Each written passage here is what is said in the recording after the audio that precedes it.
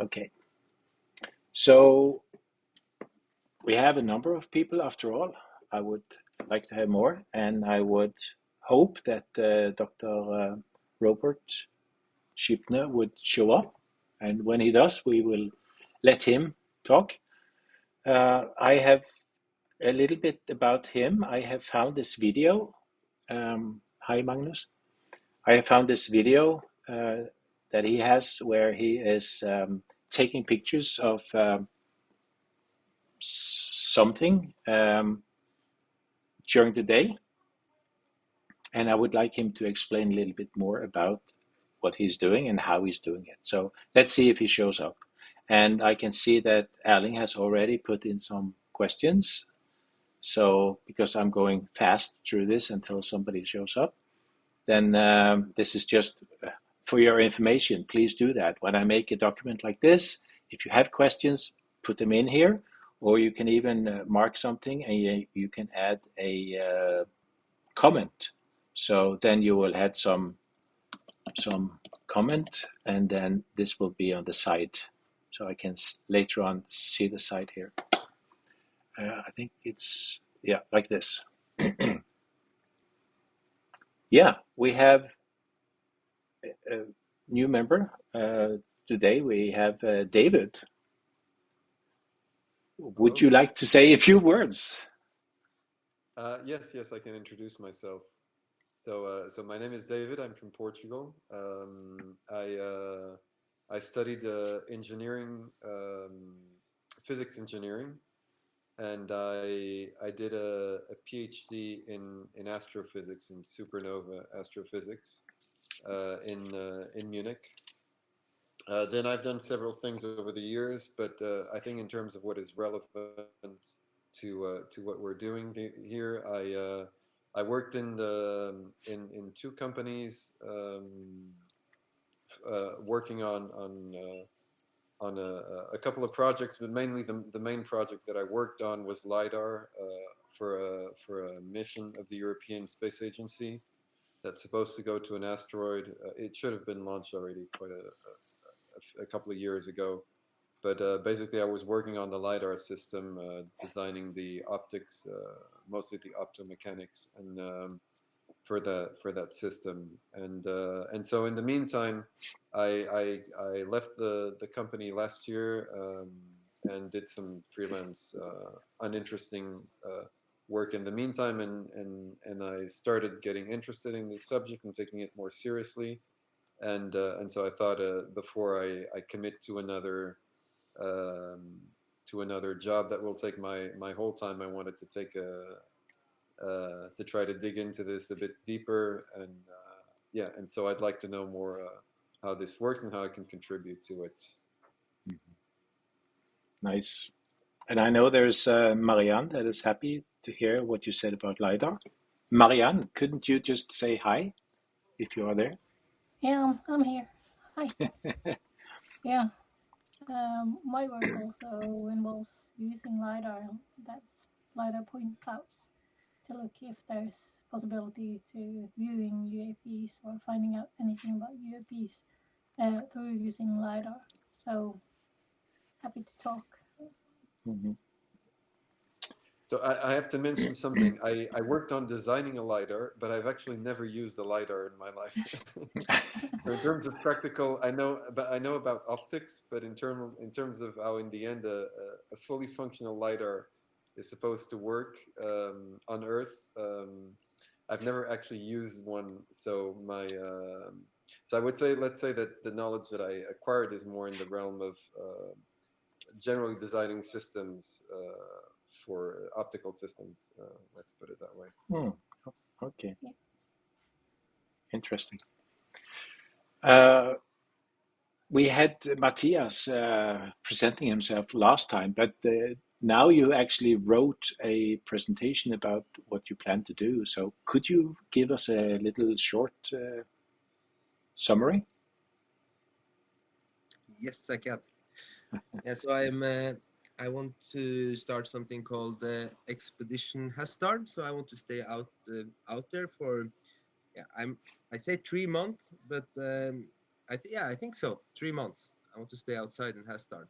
During the winter, of course, the darkest time, and I want to try to come close to the phenomena, and also like use social medias to have like direct so people can see directly, but also maybe make a documentary or something close to that. I don't know yet, but I'm still in the beginning phase, but yeah, I think that's about it. And Mm-hmm. that's, of course, I have a lot of planning to do with this project, so that I'm open for suggestions. And yeah, I also want some people to work with me in Mm-hmm. the project has started. Maybe someone that want to start a small team or something. So yeah, that's a Mm-hmm. heads up. Yeah, and the document that you wrote in both Norwegian and English is linked here in my meeting reference. Yes. Uh, yes. Okay. Yeah, and then we have some new people that have been invited. Uh, because they're not here now, I have to ask if I have talked to them. I have been an email. We received some information, and yeah, maybe I can show you this form because I want more members, uh, um, and I have on the blog. I have this join, so I have like this is the level of engagement as a subscriber, as a member when you help us pay our bills, as a project member, because we have projects like the LIDAR project. We want people to help us with that, the database project and web page and so on. So these are project members that I have been inviting now, and then us as team members. And then I made this application form where people basically just fill out and say, uh, here I am. And then on this form, I can see who has sent it. I get an email. So now we have these three people that I was hoping that would be here and present themselves. So now I don't know what to do. But for me, it's important to say that if you know someone that should be a team member, you have to tell me, and so we can invite them and kind of get them through the system. I will comment more about that later on. A few of you, like Arne and Erling, and some have actually filled out my information page because I would like to have some information about. And now we are from different countries, so what country are you from? And in Norway, where in Norway are you from? So actually, we might even find out if we can just grab a coffee and discuss sometime. Okay, can't say much more about that. The I've had this developer program, so I can show you again on the blog. I have this developer program, and we had a meeting. So here's a whole recording of that, and you see my nice drawing here. This is the BlueBox, and there's a camera, and I even put the camera under the sea. And then getting all the data into the database, and I was just commenting on that. You can see if you want to. This has actually been in the blog, in the developer, what's that called again? It's called Code 24. So here on this, if I start for, maybe Hessdalen. We have now a number of articles in this one, and the last one is this one, and he has put the links to the develop program, and I have now 8 or 9 that have signed up as interested. I think it was 9 today. So I'm going to follow up on that. I have my onboarding and design system and so on. So for me, it's like I can use this to get help. I need help on so much on the database and the web and you name it. And what I'm offering them is that I will also give some onboarding on web programming, React, all that web technology. And I'm doing that for the new employees at work anyway. So it looks like the people that have signed up are interested in this, and I hope that some of them will be helpful. Yeah, BlueBox status. We have some comments from Erling here. Everything in the BlueBox went down. Do you want to comment on this, Erling, because you're here? Yeah, I can say a couple of words. There has been problems with the power up there. That's the main thing. But also, the last fault wasn't in the BlueBox. The one who was fixed 2 days ago, I think. It was power for the repeater station, but that is fixed now. So now everything should be up. But it has been going down and up and down and up a little bit due to power, either in the BlueBox or probably also in the repeater station.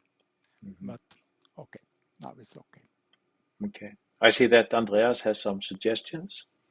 You want to ask what to do? Yeah, there is a device.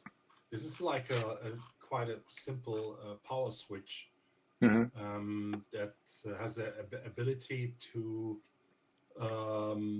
switch on every plug with a second delay. That means that if the whole blue box, for example, would come up when the power returns again, the peaks in power consumption, they are leveled out because, not every device is powered up at the same time. So that could be a solution maybe for that problem. Will it, when the power got to speak or problems and get down a little bit, will it then be sure that it go up very good and not? I think Okay. it spikes the problem.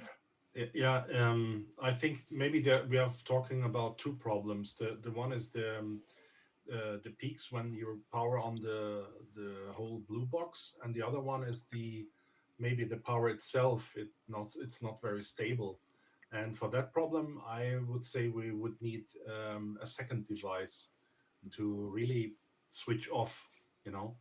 If it's not reliable, we should switch off the blue box, or we should have but this would be very expensive, an uninterrupted power device. But I think it would be very expensive. So I think the solution would be to have a second device to cut off the blue box and if the power is not stable, and when it's stable again, to then switch it on with this device.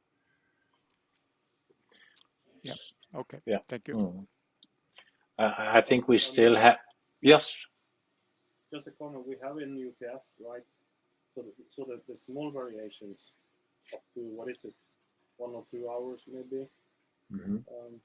If it goes down, it will still run. But and all the small dips will be taken care of by the UPS. Is this power thing a problem in the valley or just the blue box? Valley. In the valley. Probably, okay. John Moon is very, as an example, he's very outspoken about that. And they're actually he told me the community working man organization, whatever it's called, they're gonna file an official complaint to the NTE, I think he said something about. Because it's not just the blue box that goes down. Okay. Okay. But anyway, I know that you have discussions about what to do, and we'll continue on that. in separate meetings. I have one comment more. Yes. As long as we have Jan Moen in operation up there, it's a very little problem, because whenever the station goes down, I make a phone call to him and then he goes up and fix it. But we should have more people who can do the same job.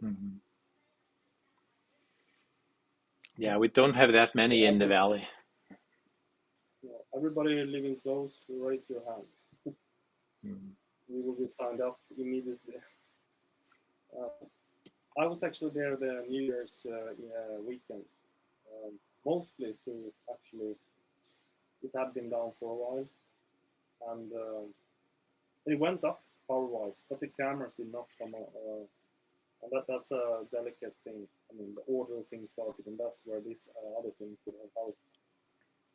But I think it might need more delay than just 1 second.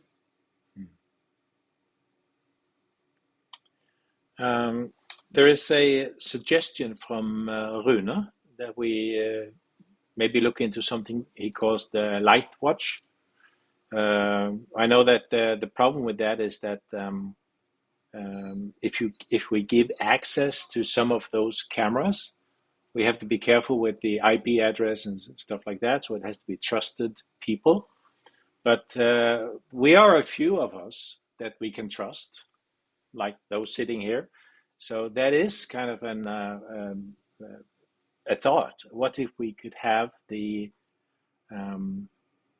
camera and somebody could have access to it, and we could do it on a round robin, weekly or daily basis. Like you take Mondays, I take Tuesdays. So, any comments about that? I know, Magnus, you have some concern. Well, I don't have a concern if anyone wants to watch a live stream for a very long, for many hours. That's just fine if you want to sign up for that. But if that was the intention, to watch the live stream, it's. I would say that your focus would drop after a while, and yeah. So maybe it would be more reasonable if we could have some kind of mobile-based alert on the alarm. No, we don't get the alarms until the next day, right? No. But Alan, could we have because if the alarm so is, it could immediately notify, say, an SMS or whatever. Then I think it could make sense, because then we can immediately jump to the computer and watch the screen and see if we see something. Maybe. I don't know. Well, the thing is, like just now, I have 5 windows on my screen. I could have one of those windows while I'm sitting here working all night and watch it. So it's kind of like that. Yes. Sure. But I think the best thing is software who could analyze pictures yeah. and stuff. So what we have now is this Teradek and so, and then I'm just listing the systems we know about. Then we have the German system. We know there's some AI and some software checking there. I don't think there's an alarm. That would be of interest to know. UFO-DAP is, kind of difficult to get to work properly, apparently. So we have it and working on it. And Sky 360 is still not fit for the Hessdalen with all the snow, because we want to have it in one direction and not be covered in snow within a day or two. But I know that you, Magnus, have been on developer meetings with them, and I think that if we have some developers that could look into this, maybe we could adjust it to our need. Yeah, just to clarify that, I was in a dedicated meeting with the key people in Sky 360 before Christmas. Okay. I mean, Sky 360 is not only this dome. I mean, they have this all sky camera under a dome, and the dome will get snowed over immediately. We've seen the dome on the BlueBox, and but it's not only that. It's that they are not ready. The system is not ready yet. There are something like 30 developers, and but it's a really promising, and they were really interested in collaboration with us, and I think it's a really promising system going forward, because what they are focusing, cameras are one thing, but what about to do with data? And they have implemented their own data acquisition system based on the robotic operating system, and this sounds like a really solid design to me. To capture this data, and it's about timing. Like, this camera detects this camera detects that. How do you correlate, and all that stuff that I have sketched up on that overview. They are working on. So Mike, going forward, so my goal is to see if we can get some developers to actually have a look at it, because everything is available on GitHub and open source. Yeah. So. Yeah. Definitely. I think it's a really good project that I think will benefit Project Hessdalen one day. Yeah. That day is not yet. And for a surveillance cam, non-fisheye type of camera, they have to add another mapping coordinate system, so they can go from the view, limited non-fisheye view, and to the zoomed in camera, because they need to have a very good, you have to very precise coordinate system to switch from one view to the other, and they only have support for the dome cam. Do you want to comment? Do you want to comment your wildlife camera? Yeah, wildlife cams. So I have, I have two of them which have detectors, thermal detectors. Down by the Hessdalen River, one to the north and one in the middle. I have got several alarms, and those cameras, they send once per day. They light up the GSM module, and they send the low res, well, not so high res alarm pictures, but the actual high res videos are on the cams. But so far, I picked up animals, and actually I have already. When I had this 4-hour interview with John Arvid Aspås at the New Year's Eve, I showed him pictures of the järvs down, and he was very surprised. He said, "Oh my God, I have to go and hunt those." But I only picked up animals, but the cool thing with the cameras, they don't send very few false alarms, because they are thermal. They have thermal detectors. The camera itself is not thermal; that's visual. And then I have a third one. That me and actually Erling was with me when I mounted it on this French measuring station that has electrodes in the ground, and I put up a cam. But that one, and that's also a wildlife cam, but I have not activated the wildlife function because we've quite some false alarms. It's motion detected, and that's always cool. But I can see the south part of Skarvan if I want to go in and see. But so far, no big events on any of these cameras. But they are all using 12 watts, so it's not a lot of energy, is it so? 12 watt? Yeah, the power is not much. The two down by the river, they are lithium battery power, and they seem to work. It has been, I get the temperature. It has been almost down to minus 30, and they're still going. These cameras are really, really, really power efficient. And the third one, the French boxing one, is powered to the solar panel that these other equipment are using. So that has a supply that hopefully will last through the winter. So power is not a problem for these type of cameras. But I mean, these are short-range wildlife cams but the thought I have with the Hessdalen River cams is that if an orb, something that might have temperature, but reading all these old papers again, I realized that are indications that there is not much thermal heat from these things. Not, starting fires when they hit the tree and all that. So who knows? But motion. But Yeah. yeah, but on the other hand, people have seen them in night vision goggles when they're not seen visually. That means they are active in the infrared, whether it's from thermal heat or infrared lamps or whatever. So I really think that the thermal camera, not only the sensor but actually the camera, would be something good to have. And there is a guy that says he's going to donate a really good thermal camera to us. I'm in a dialogue with this guy. And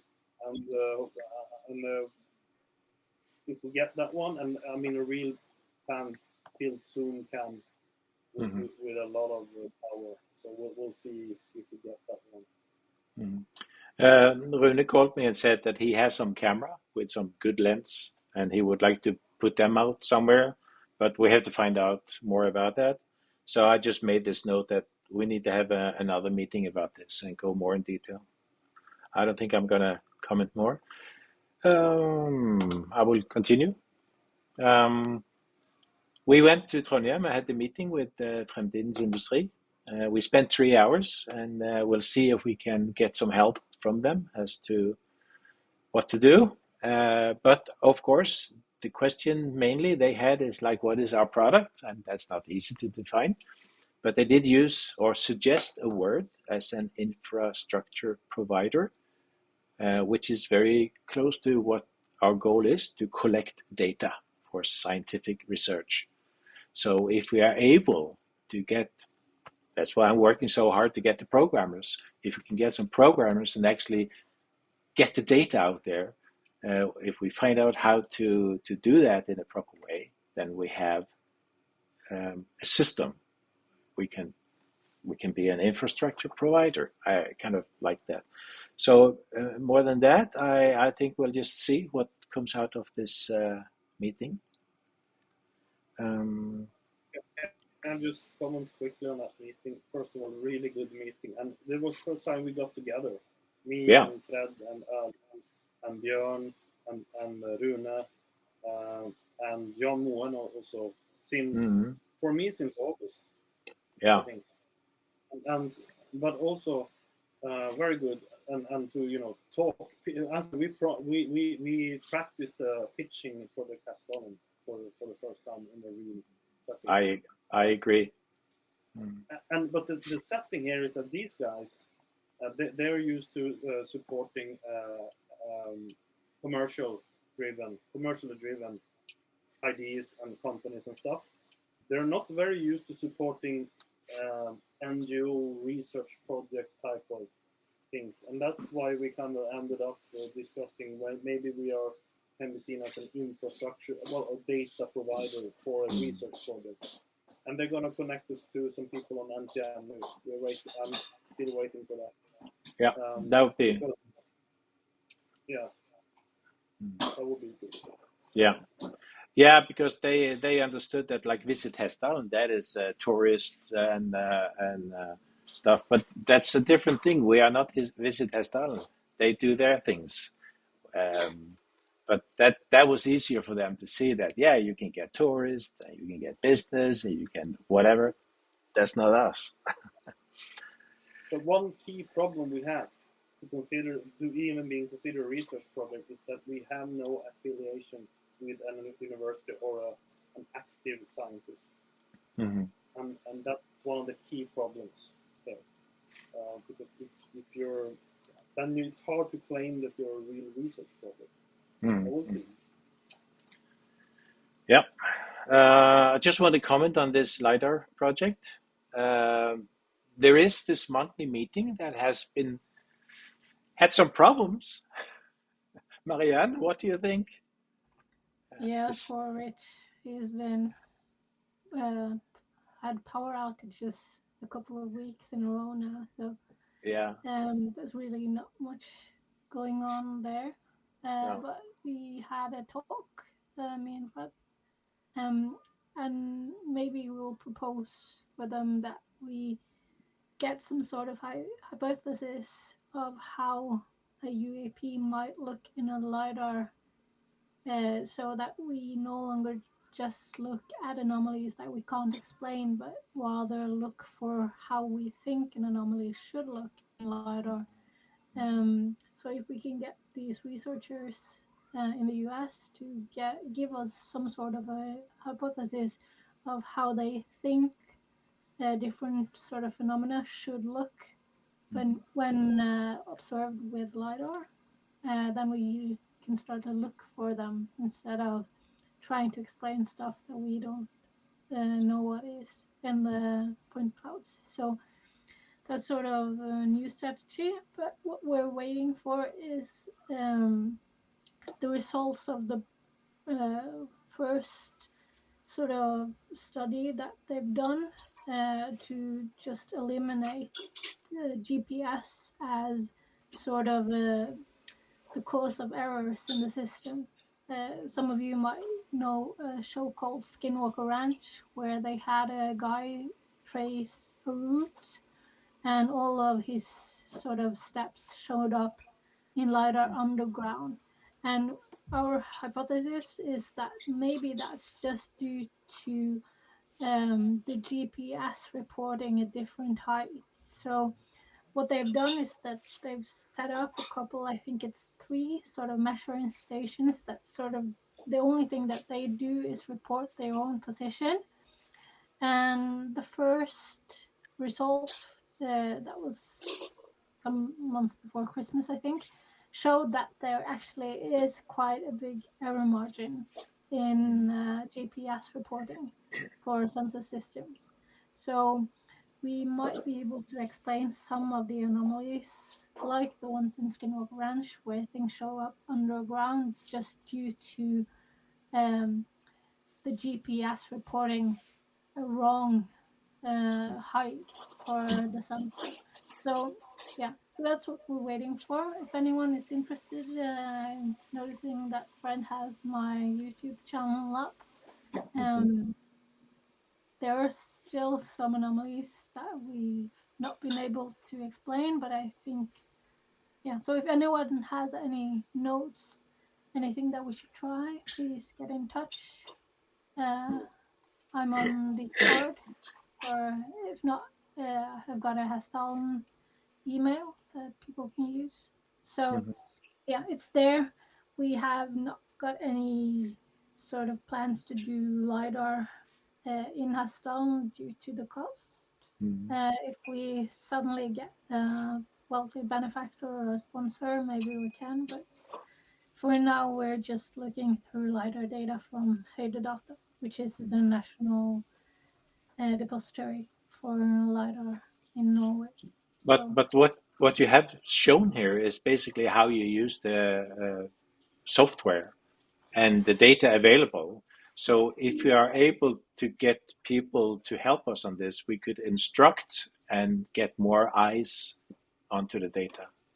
Yeah, I think I've gone through almost all of the data that's available online from Hessdalen, but it's very funny. It's open source, so anyone can go online. It's very easy, quite intuitive to get hold of the data and to view it. You might need a computer that is sort of up to the task, but basically anyone should be able to look at these open data sets. What we were talking about, not regarding LiDAR, is that there's another project that we're starting now, trying to just make a database of all the sightings that UFO Norway has in its archive, and do sort of geo-referencing of all the observations, so that we get a map that shows the different kind of observations, the dates.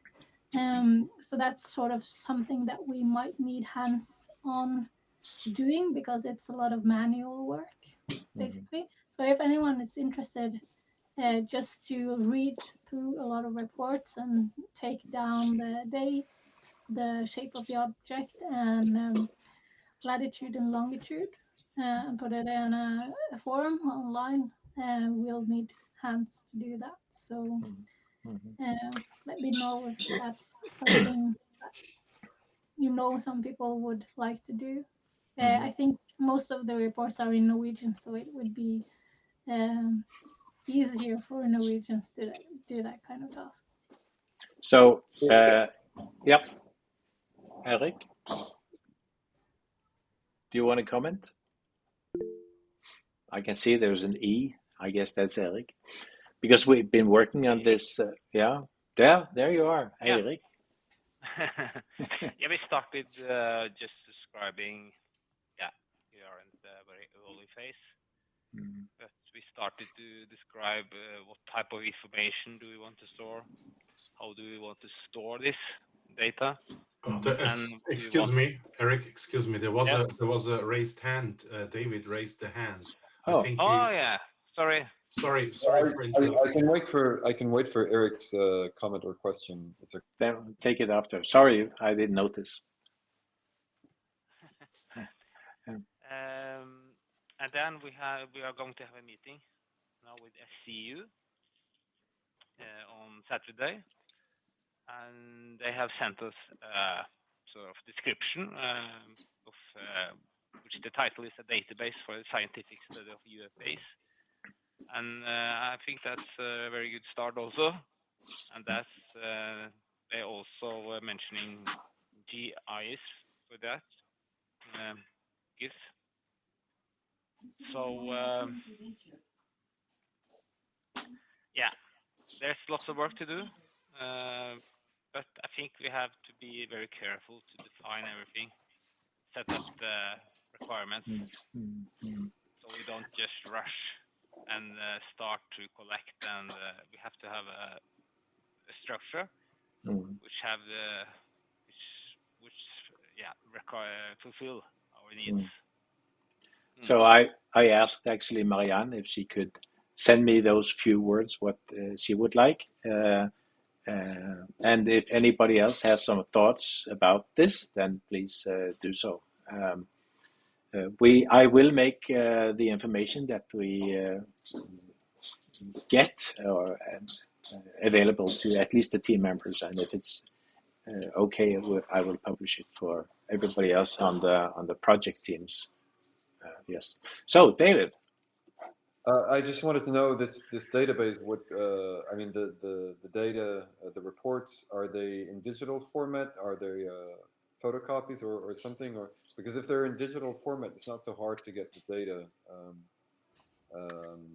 out, even by just well, if it's simple stuff like latitude, like the coordinates, and it wouldn't be so hard. And even for simple questions, you can even use nowadays these APIs to these GPTs and so on that can answer simple questions about what is described in the. But although I have to say that in general, if a lot of calls are done to these things, it can get somewhat expensive, but not so expensive. And so it wouldn't be so hard to write a code to do this without the need for manual labor. I think not having seen the actual archive yet, just having it described, I think a lot of these documents are quite old, so I think a lot of them might be handwritten, but they are of course scanned, so they're digital in that sense. But I think the oldest ones are absolutely not digital, and then the new ones I think might be digital. Of course, we could do some sort of image recognition software to try to get it out, but often we would not have the coordinate. We would just have the name of the place. So I think there might be some human interpretation needed to actually give us the right place and shape of the object as well. Is quite hard to just extract from sort of a handwritten statement of an oral explanation of a sighting. So I think as we approach more recent documents, that might be the way to go, but the old ones I think will need interpreting. And I'm just giving an example because this is what we have. Yeah. UFO Nordic has a database as well, right? And Erik Røe has a copy of those two databases. Yeah. Okay. Yes.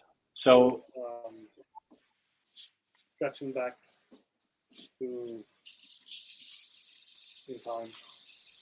yes. I mean, what is So the report? so correct me if I'm wrong, Erik. Both of those two databases are not kind of online right now. They are, but we have a copy of them. Is that right? Yeah, I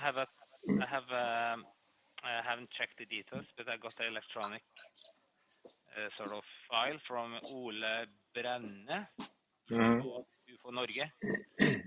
So, but I haven't checked it. So that's But the next step. yeah, but we will get the data, and we can probably easy enough import it somehow. I also invited UFO Sverige. They have this huge archive, but that's mostly like documents and reports and whatever, but not as an SQL database. So I think even they would be interested in this. I hope this. I'm showing you the map as SCU has it now, and as you, I think I showed you here. This is the um, database abstract draft that they have, and they're black and white for some reason. But you have on the left side you have a filter mechanism. On the right side you can go into the details and you can zoom in very much and click and get the details of the sightings that is reported. So this is how it is working now. I just want to know what they also said. I think they said 15 different sources. So they have imported from like MUFON, and then the question is how evaluated is the data? So we need some kind of a flag. Has people been checking this, or is it just like a report that comes in? What level are you on? All of these questions we have to discuss. So that's the start will be on this Saturday. Yeah. Uh-huh. Rune is doing a lot all by himself and the whole team. You have, I think you're all on this Facebook Messenger group, and there's a lot of discussions going on. So I think is it that next month, 20th of February, he's going to make a hole in the ice and send some divers down to see what's there. So, but he's not here, so who knows? I just want to comment a little bit on the SOME-related activities. The field trip, there's more than 50 that's interested, and as Erling said, the moment you give a price tag, then there's not 50 anymore. Because and I've been asking for a price for food, and I have repeated that question, but I hope to get it soon. They were a little bit busy after Christmas. I made some documents about like equipment that we could use during the field trip. I'd like to have more information about that. And once again, thank you, Erling. You are doing what I hope people will do, add comments. So this is things that I will use and put into this document. But I would like to have more information about like when we actually do the field trip, what kind of equipment do we have? What should we use? And so on. So I guess we need to have a meeting about that too, and to make it exciting. And what I liked, I don't know if you want to comment on that, but is this Inspire project? Is that the one where you actually can hear the sound of something? Yes, that is correct.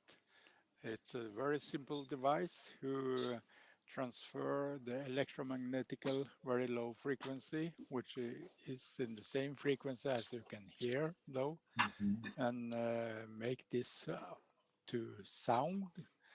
You connect to a small loudspeaker and you can, well, always you listen to this noise, background noise, which are present all the time. But when this phenomena shows up, this noise you hear change. So it can be, you can listen to that and have a look around, and if you suddenly hear another noise signature coming, then you should be more aware, because then it's a good system. I think this would be something that Matthias would like to know about when he's up there on the mountain. I think it's really interesting because it's like a spectrum analyzer that converts to sound for the air. Yeah. And instead of watching a screen and all these RF spikes, then you get to hear it and use the human sound processing instead. Really cool. And this, I have to ask you, Erling, not confused, because there was used something called Inspire and VLF receiver that was about NASA ionosphere stuff in Hessdalen some years ago. But that's something different, right? No, that is the same thing, and we have one in the BlueBox now, but it's not in functioning because it pick up the noise from the power lines so much that it's no value in listening to the noise at all. But out in the field with only battery is very, very good to have this equipment to listen to the background sound all the time and notice if there is something change. We did also use a computer to see the spectrum coming from this device, and we did pick up something really interesting on the computer, which was not possible to just listen and pick it up. But then you need to have a computer with you, which takes a lot of power and so on. So I think we skipped that now. Only have just a loudspeaker and listen to the noise. So I just imagine Matthias on the mountain and then trying to go to bed finally at 2 o'clock, 3 o'clock at night, and then he has this sound, and then like, oh, what's going on? Yeah, it's Yes. kind of Hessdalen live podcast. But I just want to mention, I just, it's for the new people maybe, but I came with a little very hobby project suggestion last time, a similar thing, because there are two relatively big lakes in Hessdalen, and there are reports of things going down up to the lakes, is to do the same thing but with an underwater microphone to listen if there is any weird stuff on in the lakes, like a hydrophone. And there are several reports and observations of stuff going down into the water. I'm just saying.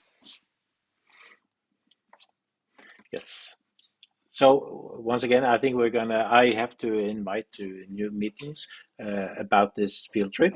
And it's also been suggested that we have the team meet up the week before, if possible, for those who can. So I have to send out the question, who can? And then we could have our own little field trip and practice a little bit and see how the logistics is working out and so on. So that would be cool. So my vacation is set.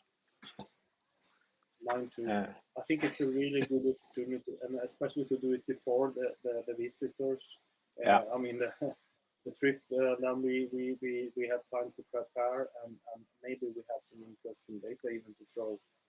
So I really think people should schedule it. Yeah, that would be so good. Even you, Marianne. You're welcome. I saw in your face that you were seriously considering it. I was seriously considering it. It's a long drive. Yeah, but you can jump on an airplane, right? Even fly from Moscow to the Rus. They Yeah. pick you up. Yeah. Take a train. You know, I was Perfect. cheating last. I was cheating last time. I just flew to Oslo, and then Erling drove me. He can pick you up. Yeah, I mean, really, but there are several people from south, not Kristiansand, but a bit like Oslo. So, Yeah. I'm mentioning these podcasts that we talked about, and Rune and Vilde. Vilde, are you there? I saw your name a little bit. Yeah, I'm here. Yeah. Yes. Could you give me some status? What's going? In a way, I feel this is kind of a spin-off. I'm not sure if it's Project Hessdalen or if it's Rune.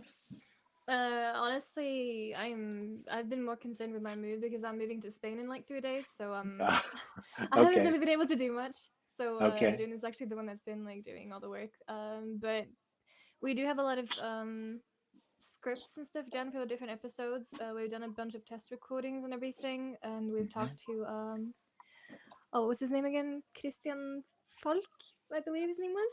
Mm-hmm. I can't remember. Yeah, I think that was him. So we're trying to put together everything to get it ready as soon as possible. And obviously, it contains stories from Hessdalen, about Hessdalen in general. Like there was one episode that included a bit more folklore and stuff. I think that's just to give the viewers or like the people who are listening to the podcast more of a view of how like what is actually like here. But yeah, I would say for any information regarding the status or if it's a project that is revolved like with Project Hessdalen or not, you're gonna have to ask Rune straight up. I'm just the voice. I'm the Okay. translator. But I understand this is going to go out on all kind of streaming media and stuff like that. Yeah, the So idea was to have it in different languages, so that's what we're yeah, aiming for. yeah. I think when I said we should have some kind of a podcast, my thought was more that we put it on Discord. So then I have to kind of follow up on that. So I would like to have more events on Discord where we kind of interview people or talk to people or have a discussion about stuff. So that is kind of a second thought that we should follow up. So then maybe I should just go to this. Any suggestions about Discord events? We have had some, and I'm suggesting or asking for comment, Marianne. What if we have some kind of a workshop for the LIDAR project?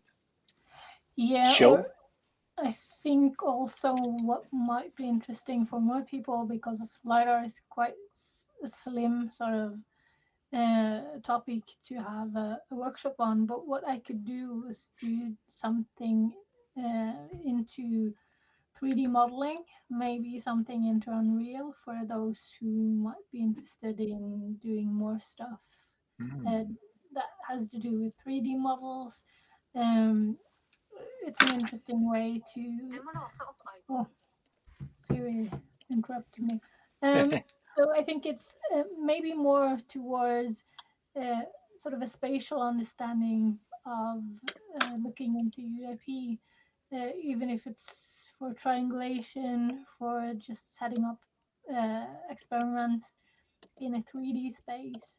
That might be sort of a broader topic that might be of interest to more people. Or this thing mapping these reports, if we do have sort of the procedure for how to do that, that might be an interesting project that might need more hands.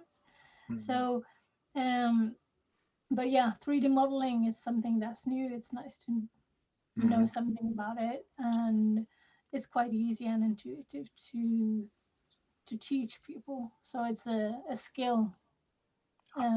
I would sign up. Yeah. Yeah, I think there's a lot of interesting stuff. And I think that kind of more like a workshop kind of thing, demonstration of how to do things would be of interest.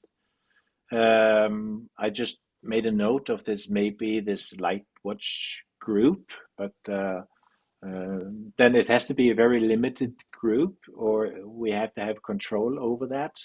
maybe we can make some kind of a proxy so we can make some security. And then, of course, I am going to have my developer program and the workshop for that. Let me just So, come with one suggestion when it comes to the night light watch or light watch, whatever, is that Well, just a very quick one.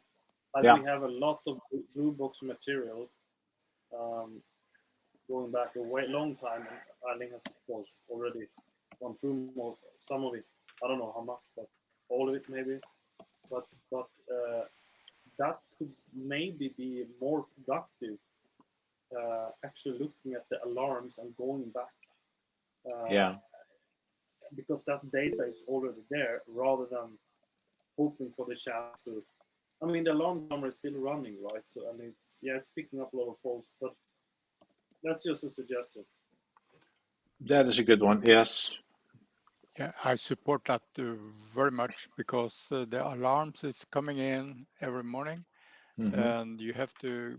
Well, what we do now is go through this every picture and video manually, which I have done though, and pick up what I think is interesting. Probably I missed something. So if more people could do the same thing, that would be great. Yeah. Other comments? yeah. Um, this is like more like a question, Elling. When there is an alarm, do you get um, a picture or a sequence of pictures, or you get a video sequence or a part of the video? We get both picture, alarm picture, which trigger, and a video. And the video system, so you get two files from every one picture file with a JPEG and one movie file with an AV. But the movie system starts some second before the alarm picture. So it's a buffer in the so it's possible to see what's going on just before the light show up. And do you have a like management system, or do you copy them by hand over to a how do you really choose them?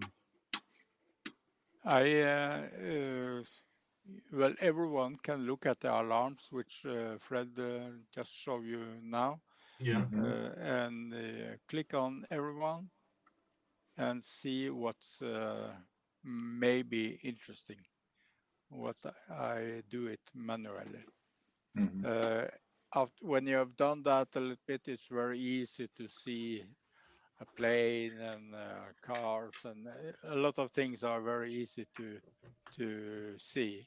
But there are some which are very hard to pick up. There are even alarm pictures which I haven't seen the alarm in the picture. Maybe it's because it's too small, and then I may have lost something. Well, what you show now is a typical plane. Yeah. Yeah, Yeah. so Yeah. that's quite easy. So, of course, of the list that comes in every morning at 8 o'clock now, um, most of them can be explained, of course. And how much do we have alarms at um, at night? What do you guess in the as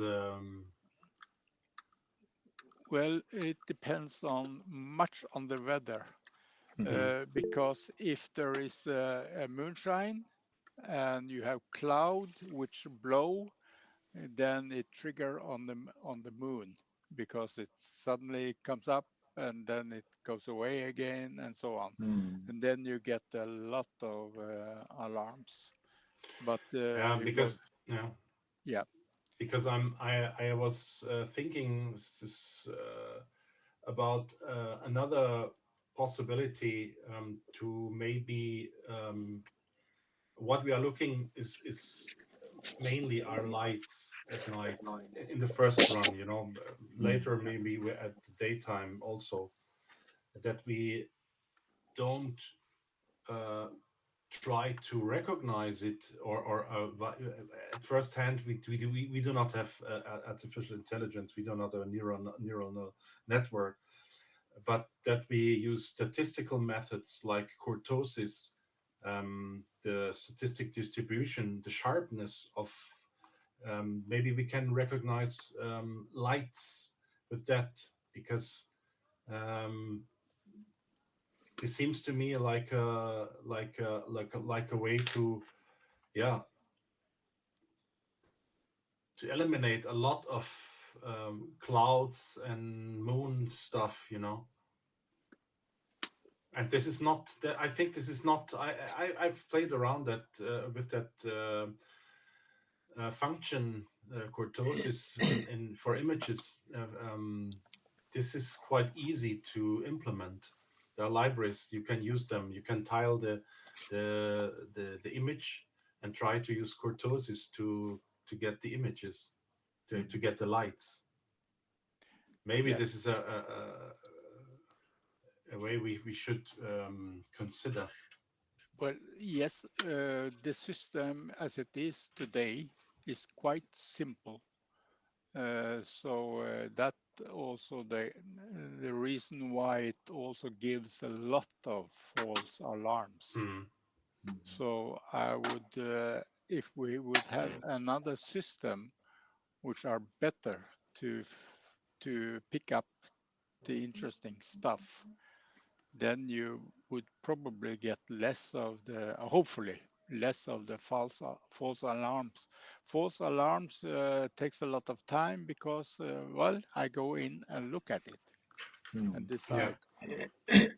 But I will say if anyone could help me with that, and if they see something interesting, send me an email so I can pick it, move it to the right place of an interesting picture on the website. When I'm looking at them, I'm always thinking like, what do I know about, like, is there a star here on the sky or not? And then I have to check on the time. And then if I go to the next one, if this is the same object, so you have to see what time it is.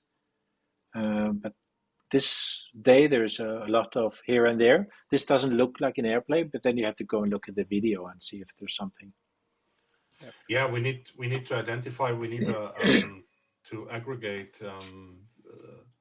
the data that we get. For example, the airplanes, and or we have a second camera 200-300 meters away to triangulate this volume, Yeah.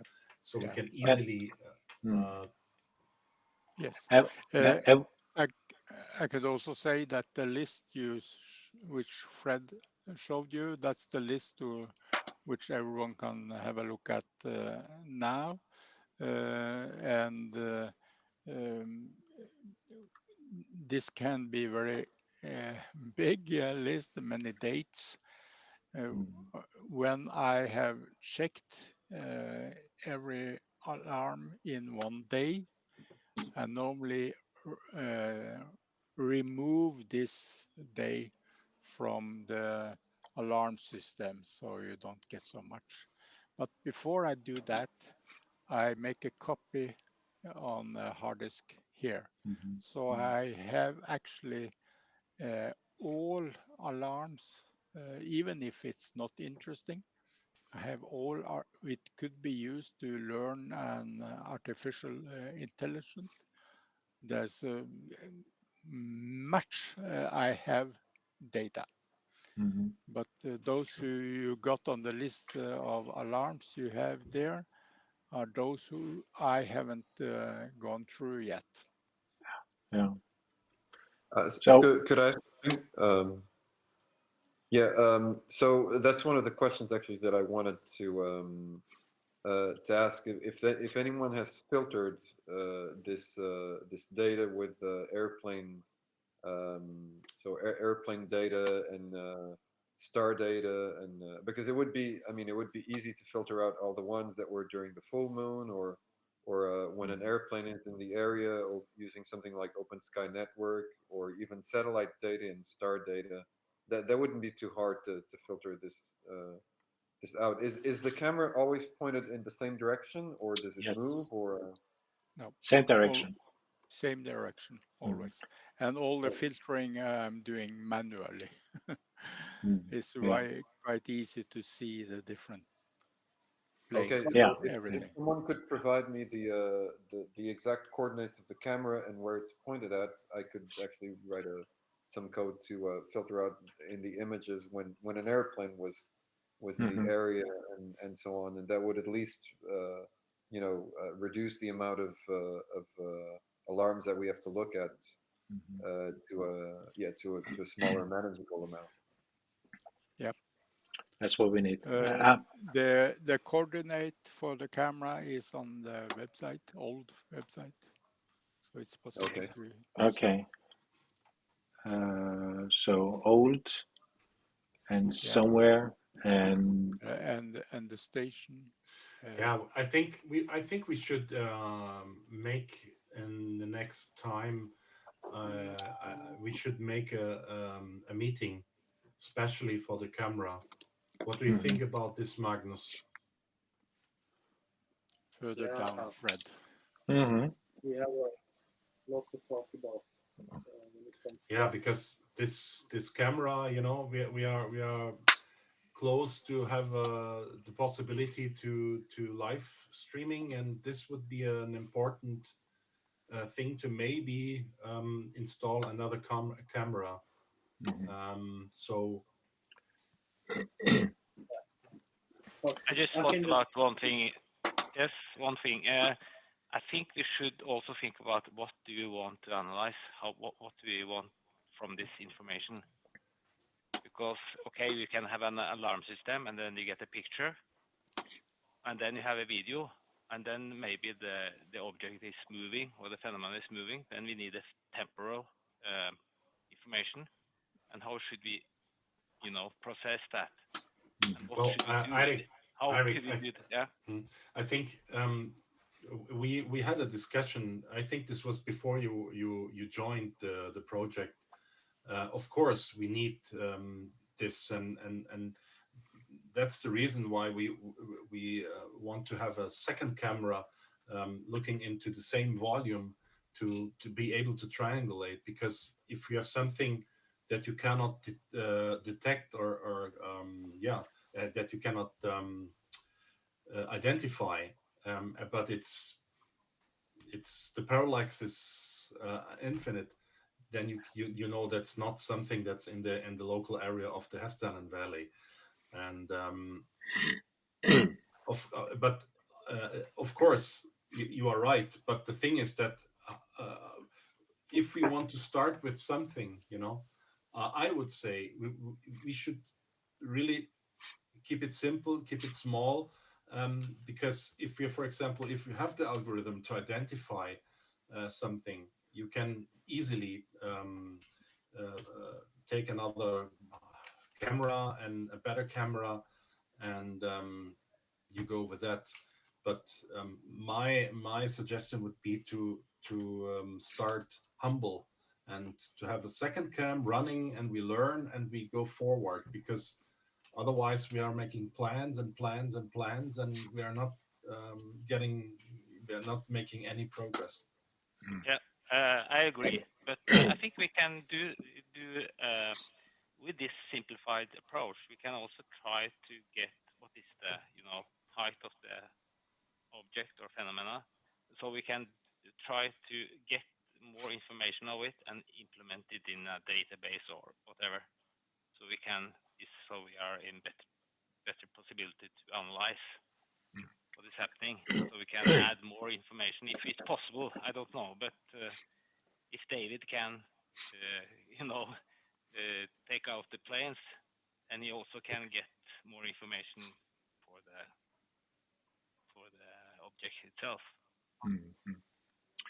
I just thought about what do we want to analyze? What sort of information do we want to have, and what should we do with this information? That was my question. You have certainly discussed this before. I'm new. Yeah, because if, for example, if you triangulate a light, and you, for example, from your position on the blue box, this light is maybe 2,000, 3,000 meters away, and you can, with a certain precision, you can say the distance, the speed, and so on, the acceleration, and so on, and then I think if we one time we have this information, we can rule out a lot of possibilities, like, so I don't know, drones or something. That's the hope, and for me this is a very important step, and I think it's not that complicated to have a simple, not that precise, but simple triangulation. I think the challenge with that is to correlate events on two cameras, saying that, okay, a system knows two cameras detect this.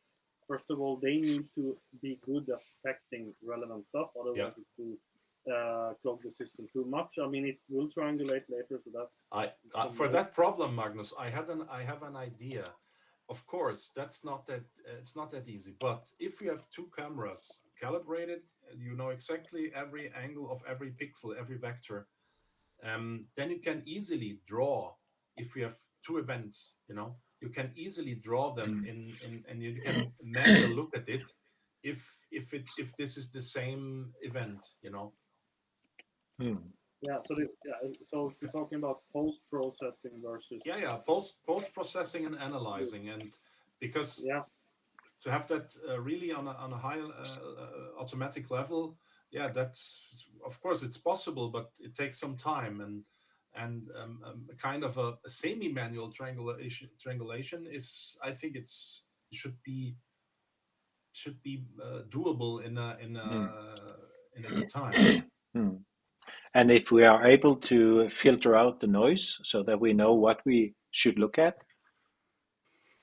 then if you have two cameras and you can do this semi-manual triangulation, then you don't have to look at the airplanes. You have to look at what is the actually of interest. And of course you can. That's a funny thing.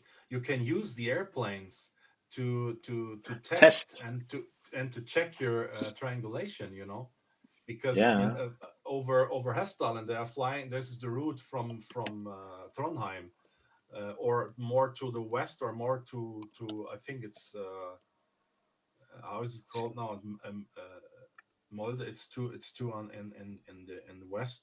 But for example, from Oslo to how is it called, the city in north of Tromsø? That cities, that city, and we could use the airplanes to test the system. Okay, we will have a meeting and discuss more about the pictures and what to do. But also, if you have any suggestions as what other kind of Discord events, then please give me that. Please give me that. So, Matthias, you could even have your own Discord event. Just say what you want to do and see who wants to join or whatever. I mean, sounds good. yeah. So at the end, let's try to close it a little bit because we have this Kofi Project Hessdalen, and we have actually reached the goal and more, 146%. So now we have managed to get 2,200 euro, and just now, the other day, Andrew paid 560 euros. Wow. Yeah, wow. And he's writing, my pleasure to support your project. So he's commenting here. Very good. Yeah, I'm eager to really start with something simple, but that works, and then from that we can go on and go on and go on. Mhm. Yeah. So nice to see that the new people like David, he became a member at once. So I'm just reminding all the people, it doesn't matter. You can be a team member, but you can pay if you want to, but you don't have to because you're putting in effort. But more important, use this to invite people because when I get like €5 a month, it's not that many now. We are only at like 16, 17, 18. I want that to get to 1,000. That's my goal. If we could get 1,000 times €5, that's money. It Or should. we convince a billionaire to open the pocket. Yes, yes, yes. If So I may say yeah, something on the subject of money, that is one of the things that I wanted to mention. That I'm writing a proposal for a grant that will. I mean, if it is accepted, it would it would give us 30,000 euros. So I checked. So roughly 300,000 Norwegian crowns for hardware and instrumentation. So if the people, if the technical people at some point would, Massimo already sent me a few of his proposals that he wrote before, so I mhm, can use them to write my own. And but if the people who are in the technical teams, if they can at some point help me out, figure out what would be important with such an amount to mhm, develop and install in terms of instrumentation. mhm. Yeah, so just to let you know that I'm working on that. Really cool. Appreciate Yeah, it. really. Yeah, And Cool, cool. we're and you have. definitely not out of ideas. It's funding, of course, because we have a good start with this sum we see in the screen, but it's not it's and we could of course afford a camera or maybe two, better than the ones, but not so much more than that. Mhm. But we also have like I'm trying to invite people to join in different kind of efforts, and mostly because I am a programmer, I'm inviting programmers. But I do know that some of the people that I have talked to have said that they could help in any other way. So I have made. Let me go to the page on the blog. I have made this banner ads now for Norwegians, showing that we have minimum 880 visiting our site every day, up to 2,000 every day. And so we have good traffic. We have 90 countries. We have a lot of YouTube videos talking about us. So there's a lot of coverage after all.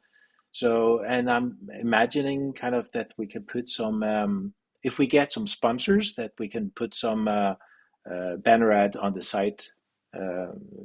So I have the prices and the format and everything like that, and whatever. Yep. So I have had some people that said they could actually help me in that sales process. That's just calling around, telling companies what we are doing, why we are doing this, and so on. So hopefully, um, our YouTube channel. Now we do have 3 YouTube channels, and Vilde is too busy. We were discussing to merge it into one. I'm not sure what we should do, but currently we only have 52 subscribers. That's also why I want to have more Discord events, because the Discord event could be streamed to YouTube and get more attention that way. We have to pass 1,000 subscribers before we can monetize. So But the moment you do that, then maybe we get some money that way too. I have, Yeah, Fred, yeah, you managed to get the sponsor from Google, right? yeah, For yeah, the team, yes. what is called the package? I don't know Yeah. what the product is called, but couldn't we Google. try to flirt with Google and ask them to give us live streaming, even though we're below 1,000 subscribers? That's a thought. I can ask them. I can ask them. Yes.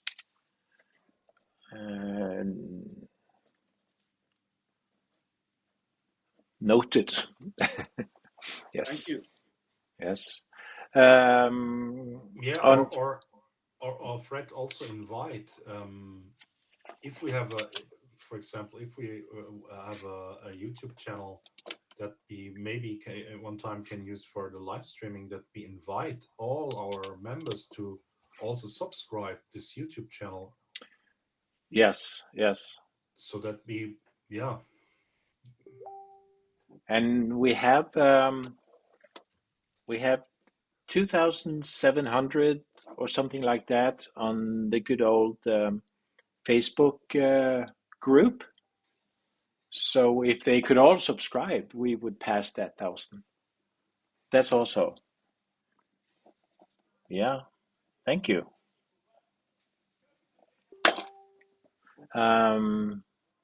I've been paying a little bit on Facebook ad just to see how it works. So when you pay, you get results. So that's the way it is. Just telling everybody that we do have this intranet. I put out my team briefing, and we have a Trello board with things to be done. So please use that. I have this team member info, so I would like people to use that. Let me go to it and just show you. Take another one. I have too many now. Let me close them all. To the right. I go to intranet. This is of course only for members. And I wanted to show this team member info. This is a form that you have been asked to fill out. So because there's a lot like in the beginning, we had these 4 teams: research, technical, software, and community, and we put everybody in one group. And then I made this one. It turned out that some people wants to be in more than one group. So okay. But I also have some other information. And most important, I would like everybody to check off this one. Confirm that you will protect the sensitive data and the team drive. So I need that yes, because I do sometimes get information from other people. Like here, I got some kind of interesting pictures from Eivind in Haukedalene, and well, he is okay. You can talk about it. You can share it. He's open about that. But this is kind of interesting stuff. So I do have a folder that is reports from other people, and sometimes they do not want to be public about it. So I would like to have that checkbox, and do use the Kanban board. Yes, so this is it. Team member info, fill out this form. I have actually added all this extra, so there's a lot more. Maybe too much, but okay. um, and also, if possible, I would like to have more people on this blog people. If you go to this one, let me see, open it here. You see, I have a list of people here now. I have Erling and Massimo. They have already put out a picture and a biography. And this is from the field trip weekend when I started on this one. And then I wanted to say, who is Erling Strand? So there's a biography for that. And what is this what is Massimo going to talk about? I think maybe it's going to change anyway a little bit, but he has a lot of description and he has his biography. And I would like, because we do get questions from media in different countries, so I would like if the German media maybe they want to talk to a German. So if you're okay with that, Yeah, so I can send you my I forgot sorry, I forgot to this point here. But yeah, yeah, yeah. I can So send you something. yeah, so here you have this one, and I have blah blah blah blah. Upload a picture to use because I'm asking now. Is it okay if it's uh, can can they contact you? Yes or no? Um, so probably everything in here is that, and then I have the next one is basically uh, I'm trying. I have to check off the mail, whatever. I'm trying to get some kind of what is the knowledge that you have, so I can when I'm looking for some people in the group. Now I don't actually know about what what you all do, so I'm trying to get that information. Yes, that's it. So that's all I had for today. But then, uh, can I ask you, Massimo? Are you still here? Yes, of course, Yeah. Fred. Yes, I'm It always here. always there. I like to have that Italian dialect at the end, you see. So, Yeah. yes. Uh, yeah, so I guess you would like to come when we have a meeting about camera. When are you going to have that meeting? Um, that is a good question because is it easiest to have it on like a Wednesday, like this at 8 o'clock? Yes, Uh, it's a good time. Um, Camera, about what kind of camera? You mean pan, zoom, tilt camera, or what well, else? no, the whole discussion that we started, like what should be the steps, what should be the next, Yeah, how do we go forward? yeah. So, It's very interesting. Where mhm, there are incremental steps that mhm, I've been thinking about, which we have to show to the people who will give us money. We cannot ask mhm, at the same time a lot of money. We have to show them that we obtain results in the mhm, first steps so that we justified asking for further money. So mhm. yeah, no, it's very clear what we need to do. Yes. Okay. So if I say 14 days from now, then we have a time Y- about. yeah, it's good, but please um, tell me a few days before, Oh please. yeah, yeah, yeah, A yeah. few days Uh, before, if yeah. possible, Uh, because I don't want to miss. yes, yes. But then before that, or hopefully within a few days, I will, as I always try to, I will create a document, invite you to that document, so we can write some thoughts about it and plans about it before we go into the meeting. Ah, okay, Yes. okay. Just to anticipate you that apparently, but I cannot guarantee that. There will be the publication of the first issue of the Limina peer-reviewed journal of the Journal of UAP Studies, which is interdisciplinary. So there is physics, sociology, all and psychology dedicated to the academic study, Mm, and there will be published the first issue including my technical article about astrophysical techniques mm, applied mm, to the study of this phenomenon, and that in March and April I mhm, will give lectures for the Society for UAP Studies, academic lectures in 8 weeks about my way. to see a scientific methodology to study the problem. This is only to tell my activity at the present time. Very nice. Very nice. We are getting to the end. Do I have any comments from anybody? Anybody wants to say something? Yeah, I have maybe an information for David regarding LIDAR. I think Marianne left. Yeah.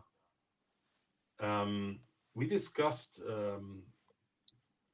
for example, a local LIDAR that it's the LIDAR, for example, that is used in cars to point up into the sky to maybe get some data of this kind of instrument. What do you think about this idea? So I mean, I don't know that much about lidars, car lidars. So I would have to look at the specs and maybe I mean I don't. I'm now reading, so I'm very new in this, and so I have to try to get the. I was trying to see what the requirements for the different systems that we want to use. I've been reading Massimo's papers and so on. What the requirements are for the type of phenomena that we hope to see. So I mean, lidars are very different. I'm not an expert in lidars. I was given a set of requirements.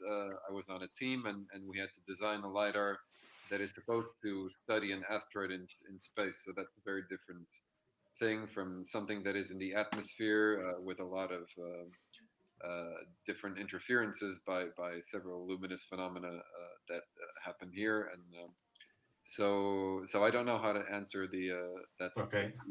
Yeah, sorry. Yeah, because my I think I don't know. I think I researched a type of I'm not also not an expert in this. No, nothing at all.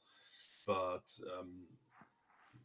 we researched a bit and we found a sensor, and I think maybe they are not that expensive because they are used in cars. So maybe this could be a sensor that is also could be very interesting to operate, to get the data.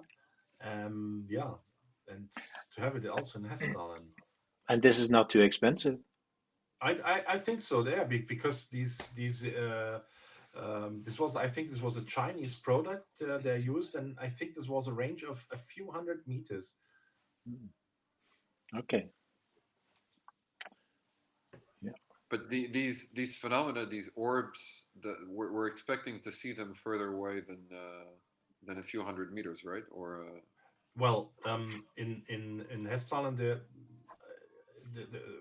report, there are reports that yes, you have it on radar, but you cannot see it in the visual spectrum.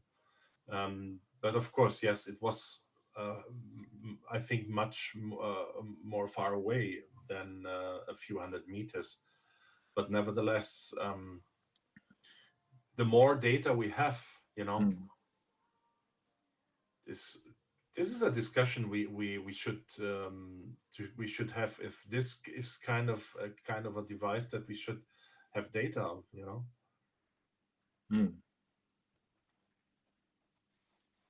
Okay. But we can mention that the video I caught with the new camera I put up, that was across all the Hessdalen. I would guess something like 5-6 kilometers. I would guess south of Finnsöhöjda.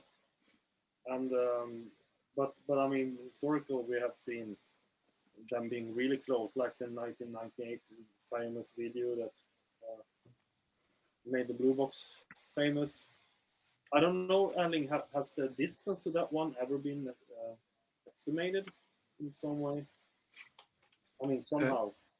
The 1998 video with a I would guess that would be one of the closest, most close-up videos there is of the phenomenon, right? When it flies. Are you you are asking for something? No, I was just guessing. What do we think? I mean, that's probably not far away from the camera, right? Or is it very big and far away? We don't know. But You're asking about sightings in general and how far away it is? yeah, I mean, that was the original question. Okay, let me just rehash myself. They could be close, but I mean, the most probable thing would be distance from a fixed camera, right? Yeah, it can be close, which has been reported by people being part of an expedition. And that is not so often, though, that it's very close. And then we are talking about a couple of meters. But, and it's a small light, that is more seldom. But mostly, which we have recorded on expeditions is, I would say, in the order of less than 1 kilometers. So, but it can be all kind of different sizes and not any common. It's very difficult. As I said now, I said less than 1 kilometers, but it can be all different kinds of distance, all kind of different sizes. So it's you cannot say so much characteristics because there's so much different. When you were using this laser and pointing up, how far up was that? Would you guess? We don't have any reference, but I would expect it was a couple of 2 kilometers away. Okay, but it was just above you, straight up in a way, or No, like in a no, distance? Okay, no. It was above Finnsøhøgda, and okay, we was standing at Aspåsfjorden when we did that test. okay. And above the Finnsøhøgda, I would guess, if I remember correctly, 20 degree or something above. So that's the thing. But yeah. So, but most of it we don't have the possibility to calculate the distance because it's mostly on one camera and you see it in one direction. Some few times we have had the possibility we have two different, so we can calculate the distance. In one time, I even had that in the BlueBox. We have an upper station 170 meters away, and we have two systems which was looking at what you are trying to do now. And on one of the alarm pictures, I think it was, I don't, well, it's say the distance on the picture though. I don't remember it now. So, question, David, are you planning to come to Hessdalen? Oh, when? When? Well, that would be nice, but I think I need some funding because I think your country is a bit more expensive than mine. But yeah, I would definitely love to at some point. Yeah. Well, we can. Sorry, before when Andres was talking, I lost the sound for 20 seconds, so I don't know if I missed something, but if you come, I live just by the airport, so if you come, I will pick you up and drive you personally to Hessdalen. Yes, and we'll. Thank you. That's very nice. Yeah. Yeah. One was the flight to Trondheim, right? Yes. Yeah. So, yeah. Where are you now, David? I'm in Lisbon. I think I'm probably as far away in Europe as I could possibly be. Yeah, it's a bit tricky to fly to. I have colleagues down there, so I know that's a bit of a tricky route. Yeah. Anna, you had a question? Yeah. No, I was just I didn't introduce myself earlier. I don't know if I've talked to all of you yet.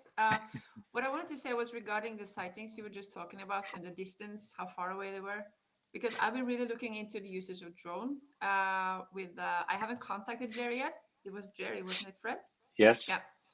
Because I want to read a little bit more about it first, so that I have like an idea. But I need to know what kind of drone it is and everything, and what kind of camera it has. But have you done that before? That was actually my question. Have you used it in field up? Because I was thinking like Matthias, not 3 months, but to stay there for some time and see if I'm able to catch anything by use the drone when the alarm goes off, or some kind of experiment like that. Do you think that would be possible? I haven't. I'm still reading into all of this, so. Well, Andrea? yeah. What I know is, I don't know. I don't know from anybody that has done that, for example, at night, with a drone trying to catch a light. What I know is that, for example, Jan or Rune or others, they told when they started, that they had weird experience after starting drones, that the drones made crazy things. For example, all of a sudden the drone has a magnetic error, because the drone not only relies on GPS but also on the magnetic direction on Earth. And this was some weird stuff. That's what I know. Yeah, Rune reported the same thing. So be aware. It could be something interesting. I think the name is with the G, Gary, and I think you find his drone in the technical team area on Discord. So you have access. Yeah. I can update you on that. I've talked to Gary several times, and he's coming here soon. The date is not booked, and he will personally hand the drone over to me. He says I'm the only one that I'm allowed to operate it. He told me recently, and I took the drone certificate recently, the A1A3. This drone is a DJI Matrix 30T. Okay. It's a 10-kilogram industrial drone in comparison to if it's something like 11 to 12,000 euro piece with a lot of range. Yeah, it's much bigger than that one. And yeah, I mean the original idea, if you have maybe seen my Chris Leto interview, is that I want to do an intercept one day. But that's far ahead, because we know that we need a detection system before that. But definitely fly drones. And I actually have some really interesting drone data that I've been looking at that I got from Snorre with this drone recently in Lunos, where the drone actually suddenly suddenly, and then for a while things, because the DJI mini drone has an IR infrared altimeter complementary to the GPS. It suddenly thinks that the ground is just below and initiates a landing procedure automatically in mid-air. And that's exactly the same area where Rune had a problem, but he flew into a glass wall with his drone. So there are drone anomalies, and it looks like, and Snorre, and I can see that clear on the data. He tries to make the drone land. Well, he tries to pull it down because he's going to take a cinematic shot, and the drone itself initiates landing procedure, but it can't go down. It doesn't manage to land in mid-air, of course, but it's really weird data. And I have it plotted in Google Earth, and it's that's just one, and Rune 2, and then we have some other people indicated this, but we really need to explore this. I mean, drone is flying sensor, right? And has a lot of instruments on board. So I think this is highly interesting. And I'm also a licensed drone pilot, by the way. That's why I'm interested. To find out. And I've been flying with this IR drone here in Oslo. That was just looking for animals, but still been operating it for different events. So yeah, that would be nice to explore more about it. So the drone is on the list of different kinds of cameras. Yes. Yeah. Yes. By the way, one remark regarding the live stream. I found a live cam from Germany. It's even from Germany, without 1,000 subscribers. So it is possible to have a live stream on YouTube, and so this only it's a pity that Martin is not here today, because we should be able to use YouTube. Yeah. So we have to find out about that. But he said he was sorry he didn't have time to work more on it, and promised to do it again. Yes. Any other questions? Are we getting to an end? It's been nice to see those of you who showed up. I would like to have some of the new names, but now I'm going to send them the recording and show them what they missed. Okay. Yeah. How many did we, of the new ones did not come? I'm just curious. Like 5 to 7, something like that. There are 3 new members, or that we want to invite. So I haven't given them access as members yet, because I wanted them to present themselves. So that's 3 of them, and I also wanted to I have invited a number of programmers. So, but I know that the one in Bangladesh, he's traveling, so that I think that's why he could not show up. He does write in. Can I get that on the screen here? No, what's wrong? He is writing, "Hey, my name is Habib. I live in Bangladesh," and yeah, I think he's traveling. But we are going to have a meeting soon. So,